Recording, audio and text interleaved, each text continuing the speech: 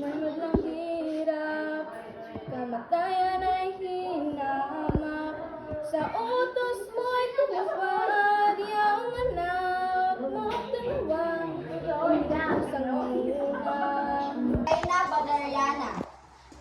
Si Reyna Valeriana ay ang kabiak na puso ng hari at siya din ay may busilak na puso. Si Don Pedro. Siya ang nakababatang kapatid ay nakababatang anak ng reyna at hari na may ugaling hindi kanais-nais. Si Don Diego. Siya ang pangalawang anak ng hari at reyna na may tahimik na ugali. Si Don Juan. Siya ay ang bunsong anak ng reyna at hari na may busilak na puso at mapapagkatiwalaan. At dito po magsisimula ang aming acting. Okay, ready? Lights, camera, action. Isang araw, naglakbay ang mag-asawa sa kanilang kaharian. Mahal na hari, napapagod na akong maglakad. Ako rin gusto ko na magpahinga. Tara, tayo na ay natulog. Sarah.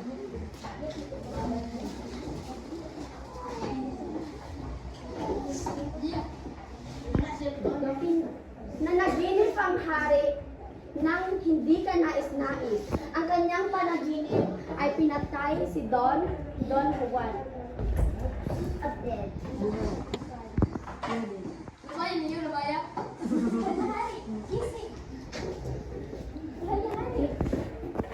Ayos ka lang ba? Ang aking panaginip ay masama.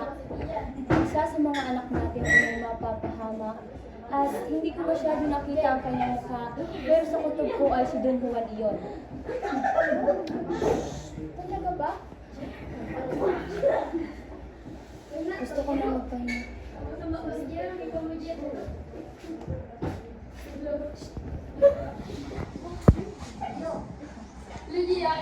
Kinaumagahan, ang hari ay hindi na nais-nais na pumayat.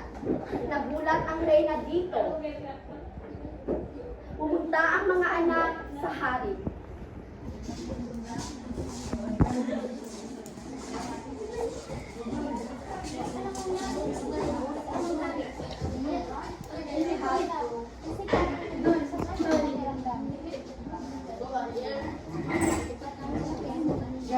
At pinatawag nila ang matandang ermitanyo.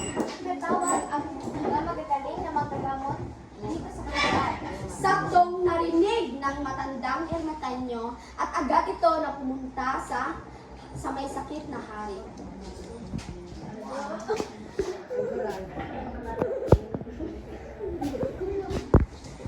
Mahal na reyna at mga prinsipe, ang inyong hari ay may sakit na mahiwagang sakit. Ang makakapag-alingong dito ay ang awit ng ibong Adarna. Matatagpuan ito sa bundok ay sa punong Piedras Plata sa bundok ng Tabor. Agad na pumunta si Don Pedro.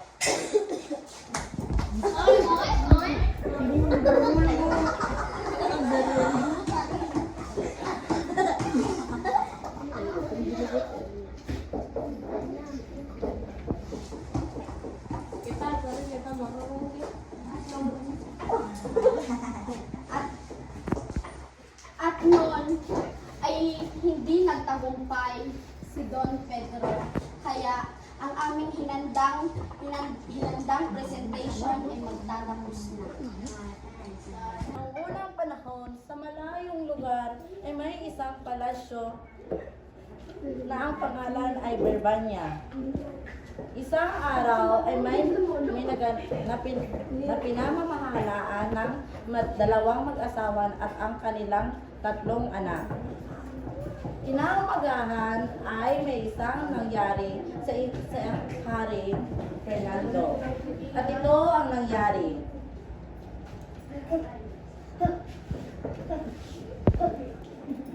Kinaumagahan, ito na naman ang nangyari.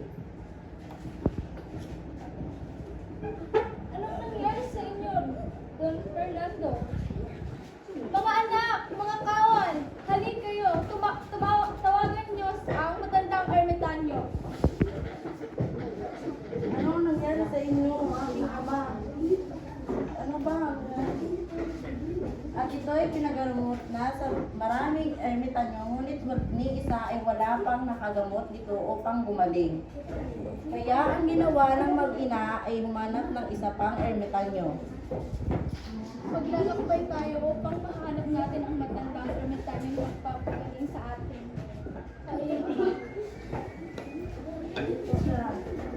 Magandang hapon po sa inyo. Magandang hapon po sa inyo. Nais po namin tulong ninyo sa amin. Ano po ang pagpagaling ko sa inyo?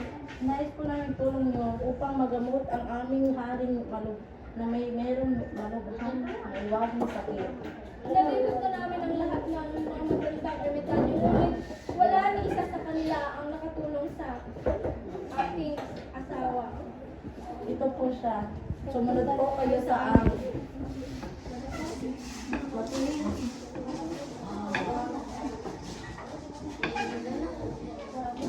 Oo nga.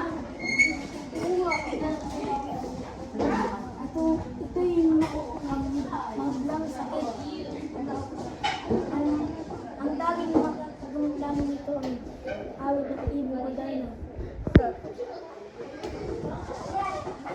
Ano po ang Saan po siya makikita? makikita? Sa bundok. Sa bundok ng Tabor. Sa bundok ng Tabor. Ay ng Tibor. Ay ng Sa puno na. sa puno ng kanilang lakas. Ako na lang po ang maglalakbay para sa ating hari. Anak, mag-iingat ka. Ano po to?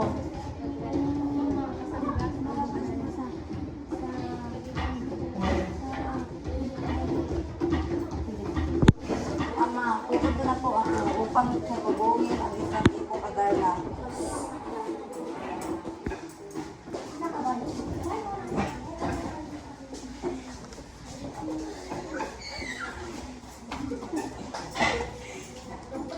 Ngunit hindi nagtagumpay si Don Diego.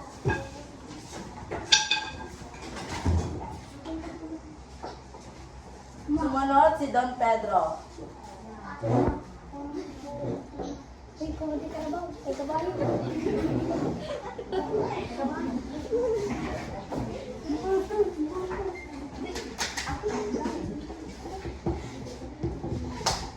At ito na po ang aming hinanda. Salamat po.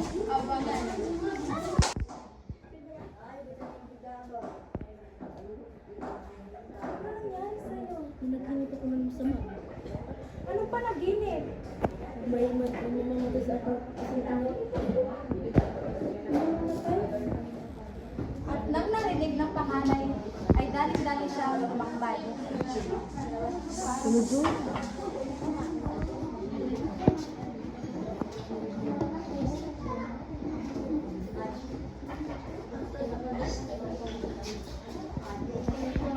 Makagamot lang sa'yo ay ang awit ng ibong adami.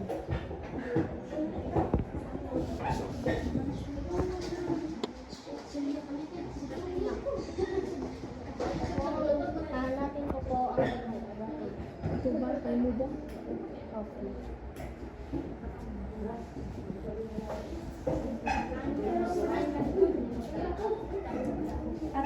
At nagpahinga bigla si Don Pedro. At sumunod ay si Don Diego.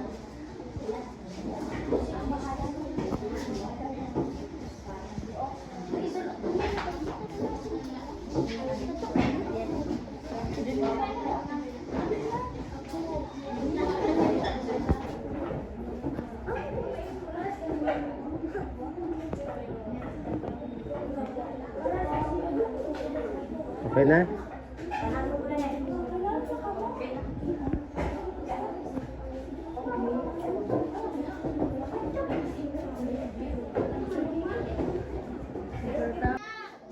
Action! Noong unang panahon, may naninirahan sa Birbanya. May mag-asawa at may 3 silang anak. Ang pangalan ng asawa ay si Doña Valeriana. At ang hari naman ay si Don Fernando. At ang tatlo nilang anak ay si Don Pedro, ang pangalawa ay si Don Diego, ang pangatlo ay si Don Juan. At may isang manggagamot na ang pangalan ay Ermetanyo.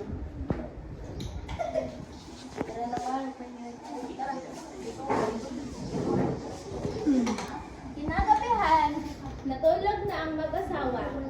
Nang nanaginip ang hari ng masama. Biglang gumising ang asawa ni Doña Valeriana. Mahal, ano nangyari sa'yo? Panaginip ko ang masama.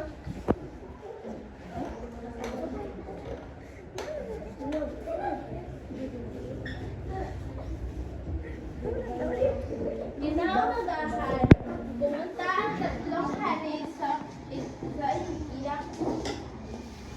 kanyang ama. At may isang manggagamot na pumunta. Hari, ang tanging magpapagaling sa'yo ay isang ibong adar na ang awit ng ibong adar. At nagsabi sa Don Pedro na siya ang maglalakbay. Sure ka ba dyan, anak? At naglakbay si Don Pedro. At bigla siyang napahintulot kasi napagod siya sa paglalakbay. At yung pangalawa nagpaalam ay si Don Diego.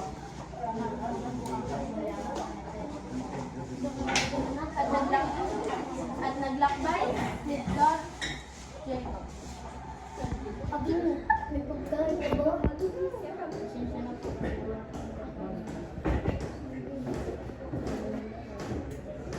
Ang pangatlo ay si Don Juan.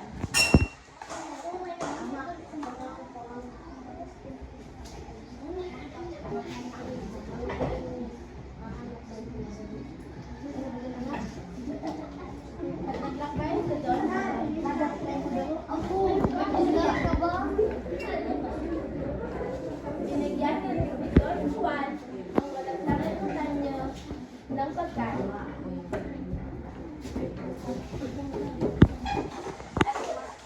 At yun lang po. Daw. Sige.